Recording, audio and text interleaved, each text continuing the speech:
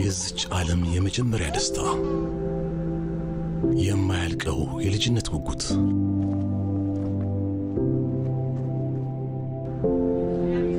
የእናት ጥልቅ ፍቅር የአባት ከለላ የታላቅ ወንድም ቀልድ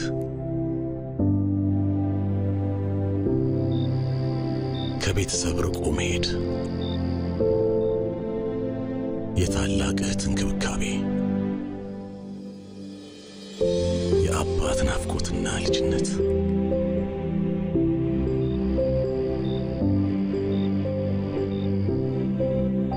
ጥልቅ የሆነ የሀገርና የቤተሰብ ፍቅር ለበዓሉ ከየትኛውም የዓለም ክፍል በባንካችን ስዊፍት ኮድ ሲንቄታዌም በሪያና ዳብሺል የተላከሉትን የውጭ ሀገር ገንዘብ ከሲንቄ ባንክ ይቀበሉ። ሲንቄ ባንክ በአንድነት ወደ ስኬት። ሲንቄ ባንክ የኢትዮጵያ ቴሌቪዥን የስፖርት ዘገባዎች ስፖንሰር ነው። እጅግ አድርገን እናመሰግናለን። በ129ኛው የቦስተን ማራቶን ኢትዮጵያዊቱ አትሌት የዓለም ዘርፍ የዋለው 3ኛ ደረጃን ይዛ አጠናቃለች። በወንዶች ሙክታር ድሪስ 5ኛ ደረጃን ይዞ አጠናቋል። በሴቶች በተደረገው ውድድር ሎኬዲ 1ኛ ደረጃውን ይዛ ስታጠናቅቅ ሄለን ኦብሪ 2ኛ ደረጃን በመያዝ ነው ያጠናቀቀችው። በወንዶች በተደረገው ውድድር ደግሞ ኬንያዊ ኮሪር 2:04:45 የሆነ ጊዜ በመጨረስ 1ኛ ደረጃን ይዞ አጠናቋል። ሲምቡና እንደዚሁም ኮስ ደግሞ 2ኛና 3ኛ ደረጃን ይዘው ነው ያጠናቀቁት። በኢትዮጵያ ፕሪሚየር ሊግ 6ኛ ሳምንት ዛሬ በተደረጉ ጨዋታዎች መቻልና ድሬዳዋ ከተማ ተጋጣሚዎቻቸውን አሸንፈዋል። መቻል ከአዳማ ከተማ ጋር ያደረጉትን ጨዋታ መቻል 2-0 በሆነ ውጤት አሸንፈዋል። የመቻልን የማሸነፊያ ግቦች ሽመልስ በቀለ ከመረብ አሳርፏል። ሽመልስ በቀለ በውድድር ዘመኑ 10ኛ ሊግ ግቡን ያስቆጠረው። መቻል ተከታታይ 3 ጨዋታዎችን ሲያሸንፍ ሽመልስ በቀለ ግቦችንም ማስቆጠር ችሏል።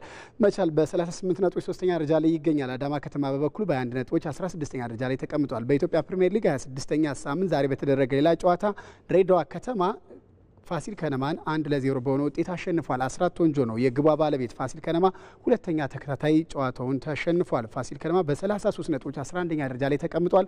ድሬዳዋ ከተማ በበኩሉ በ29 ነጥቦች 12ኛ ላይ ይገኛል። በአሁኑ ሰዓት ባህር ዳር ከተማ ከመቀለ ሰባ እንደርታ ጨዋታቸውን እያከናወኑ ይገኛሉ። ባህር ዳር ጨዋታውን 4-1 በሆነ ውጤት እየመራ ይገኛል።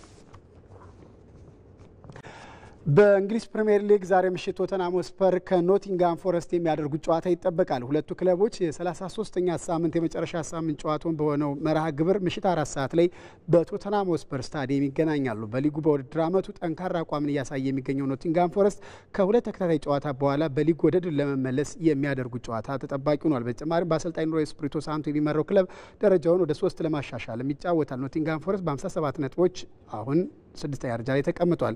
የዛሬ ተጋጣሚያቸው ስፐርሶች በ37 ነጥብ 16ኛ ደረጃ ላይ ተቀምጠዋል። ሌስተር ሲቲ ወደ ታችኛው ሊግ የወረደ ሁለተኛው የፕሪሚየር ሊግ ክለብ መሆን ችሏል። በዚህ ጉዳይ ላይ አንተነህ ሰይ ያዘጋጀው ዘገባ አለ፣ እንከታተል። ሳውዛምፕተን ቀደም ብሎ መውረዱን ባረጋገጠበት የእንግሊዝ ፕሪሚየር ሊግ አሁን ደግሞ ሌስተር ሲቲ ወደ ሻምፒዮንሺፑ የተመለሰ ሁለተኛው ክለብ ሆኗል። በ33ኛ ሳምንት የእንግሊዝ ፕሪሚየር ሊግ መርሃ ግብር በሊቨርፑል 1-0 የተሸነፈው ሌስተር ሲቲ ባደገበት ዓመት ወደ መጣበት ተመልሷል። በሁሉም ረገድ ደካማ የነበሩት ቀበሮቹም ካደረጓቸው 33 ጨዋታዎች 4ቱን ብቻ ሲያሸንፉ በ23 ጨዋታዎች ደግሞ ተሸንፈው ሊጉ ሊጠናቀቅ 5 ጨዋታ እየቀራቸው ለመሰናበት ተገደዋል። የ2016 የእንግሊዝ ፕሪሚየር ሊግ ሻምፒዮኑ ክለብ በዚህ ዓመት ስቴቭ ኩፐርን በማሰናበት የቀድሞውን የማንቸስተር ዩናይትድ ኮከብ ሩድ ቫን ኒስተልሮይን ቢሾምም የተለየ ነገር ማድረግ ሳይችል ወደ ሻምፒዮንሺፕ ወርዷል። እንግሊዛዊን አሰልጣኝ ስቴቭ ኩፐርን ሲያሰናብቱ 16ኛ ደረጃ ላይ የነበሩት ቀበሮዎቹም ከህዳር ወር በኋላ ያሸነፉት አንድ ጨዋታ ብቻ ሲሆን ባለፉት 5 ወራት በሜዳቸው ግብ እንኳን ማስቆጠር ሳይችሉም በታሪካቸው አስከፊ የሚባለውን ውጤት አስመዝግበው ነው የተመለሱት። ደካማ የተከላካይ ክፍል ያለው ሌስተር ሲቲ ከሳውዛምፕተን በመቀጠል በርካታ ግቦች የተቆጠሩበት ሲሆን በ3 ዓመት ውስጥ ለሁለተኛ ጊዜ ወደ እንግሊዝ ሁለተኛ ወርከን ወርዷል። ትላንት በሊቨርፑል በተሸነፈበት ጨዋታ ኪንግ ፓወር ላይ የነበሩት የክለቡ ደጋፊዎች ተቃውሟቸውን ሲያሰሙ ማምሽተዋል። የላውረስ ሽልማት ዛሬ በማድሪድ ይፋ ይደረጋል። በየዓመቱ ስኬታማ ጊዜን ያሳለፉ ስፖርተኞች እውቅና የሚያገኙበት የላውረስ ሽልማት ምሽት ላይ በስፔን ይከናወናል። በተለያዩ ዘርፎች እውቅና የሚሰጠው የላውረስ ሽልማት ቀደም ብሎ እጩዎቹን ማሳወቁም ይታወሳል። ለ25ኛ ጊዜ በሚደረገው ትልቅ ሽልማት በፓሪስ ኦሎምፒክ የወርቅ ሜዳሊያ ያገኙ 6 አትሌቶች እጩ ነው መቅረባቸውን አሸናፊው እንዲጠበቅ አድርጎታል። በሴቶች ለኔዘርላንድስ የምትሮጠው ትውልደ ኢትዮጵያዊቷ ሲፈን ሀሰን፣ ኬንያዊቷ ፌዝ ኪፒዮገን፣ አሜሪካዊቷ ማክልሃሊን ሌብሮና የሴንቱቺያ ሊቹያዋ ጁሊያን አልፍሬዝ በሴቶች ዘርፍ በእጩነት የቀረቡ ናቸው። በወንዶች ዘርፍ የምርኩዝ ዝላዩ ሙንዶ ዱፕላንቲስና የአጭር ርቀት ሯጩ የቦትስዋናው ሌስል ቴቦጎ በእጩነት ከቀረቡት መካከል ናቸው። በሰባት ዘርፎች እውቅና በሚሰጥበት የላውረስ ሽልማት ከአትሌቲክሱ ውጭ ሲሞን ባይልስ እና ካርሎስ አልካራዝን ጨምሮ በርካቶች የተካተቱበት ነው። በጣሊያን ሴሪያ ዛሬ ሊደረጉ የነበሩ ጨዋታዎች በፖፕ ፍራንሲስ ሕልፈተ ሕይወት ምክንያት መራዘማቸው ተነገረ።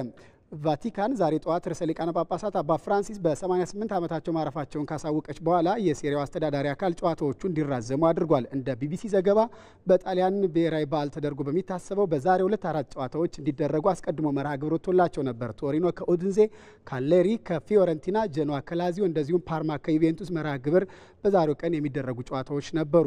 ጨዋታዎቹ ከነገ በስቲያ ረቡዕ ይደረጋሉ። ከ4 የጣሊያን ሴሪያ ጨዋታዎች ባሻገርም 10 የሴሪ ቢ ጨዋታዎች ሌላ ጊዜ መተላለፋቸውን የተገለጸው እንደ አውሮፓውያን አቆጣጠር ከ2013 ጀምሮ የካቶሊክ ቤተክርስቲያንን እየመሩ ያሉት ርዕሰ ሊቃነ ጳጳሳት ፖፕ ፍራንሲስ የአርጀንቲናው ክለብ ሳን ሎሬንዞ ደጋፊም ነበሩ። የሳን ሎሬንዞ ክለብ ባወጣው መግለጫ ፖፕ ፍራንሲስ በአካል ይህን ዓለም ጥለው ቢሄዱም በእኛ ዘንድ ግን ከልባችን አይጠፉም ብሏል ክለቡ ባወጣው መግለጫ። ለሰዓቱ ያዘጋጀናቸው የስፖርት ዘገባዎች ተጠናቀቁ። ሀብታሙ ካሴ ነበርኩ። በያላችሁበት ሰናይ ምሽትን ተመኘው።